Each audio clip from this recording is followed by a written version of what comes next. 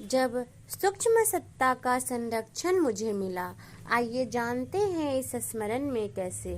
मैं गुजरात प्रांत के वलसाड जिले के डुंगरी ग्राम में रहता हूँ। सन 1962 से 1965 तक स्थानीय हाई स्कूल में नॉन टीचिंग स्टाफ के रूप में कार्यरत रहा। इसी दौरान मेरा संपर्क पास के गांव के गायत्री परिजनों से हुआ। उनकी युग निर्माण योजना की बातें मेरे मन मस्तिष्क को प्रभावित कर गई। मैं मिशन के काम में रुचि लेने लगा। कुछ ही दिनों बाद मुझे पूज्य गुरुदेव से मिलने का सौभाग्य प्राप्त हुआ। उनसे मुलाकात क्या हुई कि मैं उन्हीं का होकर रह गया। तब से लेकर आज तक मुझे गुरुवर के अनेक अनुदान वरदान मिले हैं। यह संस्मरण मेरे जीवन के 61वें वर्ष का है। सन 2006 में मैं हर समय सिर दर्द से परेशान रहा करता था। ये परेशानी जब बहुत अधिक बढ़ गई तो मैं डॉक्टर से मिला। डॉक्टर ने कई तरह की मशीनों से मेरे सिर की जांच की। जांच के बाद वो इस नतीजे पर पहुंचे कि हृदय की कुछ नाड़ियों के ब्लॉक हो जाने के कारण ही हमेशा सिर दर्द बना रहता है। उन्होंने कहा कि बाईपास सर्जरी से ही इस रोग का निदान हो सकता है।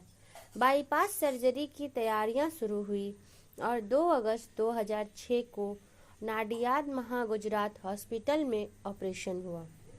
पहले पसलियों को बीचों बीच काटकर 2 हिस्से में बांट दिया गया। फिर दिल को पसलियों से बाहर निकालकर उसका ऑपरेशन किया गया। ऑपरेशन के बाद कटी हुई पसलियों को तार से जोड़कर पहले जैसा बनाया गया।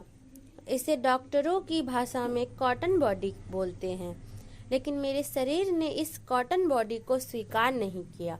फलतः शरीर के अंदर से रिस रिस कर मवाद बाहर आने लगा। डॉक्टर को दिखाने पर उन्होंने कहा कि कॉटन बॉडी के कारण प्रायः ऐसा होता है, चिंता की कोई बात नहीं है, कुछ दिनों में अपने आप ठीक हो जाएगा। लेकिन 6 महीने बीत जाने के बाद भी मवाद निकलना बंद नहीं हुआ। तो डॉक्टर ने कहा कि पसली की हड्डियों को तार से बांधने के कारण इन्फेक्शन हो गया है। अब दोबारा ऑपरेशन करके तार बाहर निकालना पड़ेगा। 2 अप्रैल 2007 को दूसरी बार ऑपरेशन हुआ। फिर से छाती खोलकर तार निकाला गया, लेकिन इतने दिनों में इन्फेक्शन हड्डियों को प्रभावित कर चुका था, इसलिए मवाद का निकलना बंद नहीं हुआ। थक हार कर अहमदाबाद के एक बड़े अस्पताल में पहुंचा। वहां के डॉक्टरों ने 20 जून को तीसरा ऑपरेशन किया, वो भी असफल रहा। सीनियर डॉक्टर ने मेरे बेटे को बताया कि मेरी मौत अब किसी भी क्षण हो सकती है, फिर भी अंतिम प्रयास के रूप में एक और ऑपरेशन किया जाना चाहिए। निराश होकर मैंने सीनियर डॉक्टर से कहा कि आप लोग अपना काम कीजिए, मैं अपना काम करूंगा। एक जूनियर डॉक्टर ने जिज्ञासा बस पूछा कि आप क्या करेंगे। मैंने कहा, मैं गुरुदेव का स्मरण करूंगा और उन्होंने जो मंत्र दिया है उसके जप की संख्या बढ़ा दूंगा। अब मैं अध्यात्म की ताकत को आजमाऊंगा। और मैंने वैसा ही किया। सुबह से शाम तक गायत्री मंत्र का जप और रात में सोते समय गुरुदेव का ध्यान करने लगा। इसी प्रकार 3 सप्ताह और बीत गए। चौथे सप्ताह में चौथे ऑपरेशन की तारीख तय हुई, 18 जुलाई। सारी तैयारियां हो चुकी थी। मुझे ऑपरेशन थिएटर ले जाया। ऑपरेशन शुरू होने से पहले मैंने डॉक्टरों से अनुरोध किया कि वे मुझे 5 मिनट प्रार्थना करने दें। मैंने गुरुदेव का फोटो अपने साथ रखा था। फोटो सामने रखकर उन्हें प्रणाम किया और आंखें बंद कर मन ही मन उनसे प्रार्थना करने लगा। परम पूज्य गुरुदेव, ये डॉक्टर पता नहीं क्या कैसे करेंगे। आप सूक्ष्म रूप से आकर इनका मार्गदर्शन कीजिए, जिससे ये सही तरीके से ऑपरेशन कर सके और इनके सत प्रयास से मेरी जीवन रक्षा हो सके, फिर मैं जल्दी से स्वस्थ होकर वापस घर पहुंच सकूं। 3-4 दिन पहले श्रद्धेय डॉक्टर साहब, डॉक्टर प्रणब पांड्या और आदरणीय जीजी सैलवाला पांड्या को 4 पेज का पत्र लिखा था। उनका जवाब आया आपके उत्तम स्वास्थ्य के लिए हम सब प्रार्थना कर रहे हैं। आप चिंता मत करिए, पूज्य गुरुदेव के आशीर्वाद से सब कुछ ठीक हो जाएगा। ऑपरेशन 5 घंटे तक चला।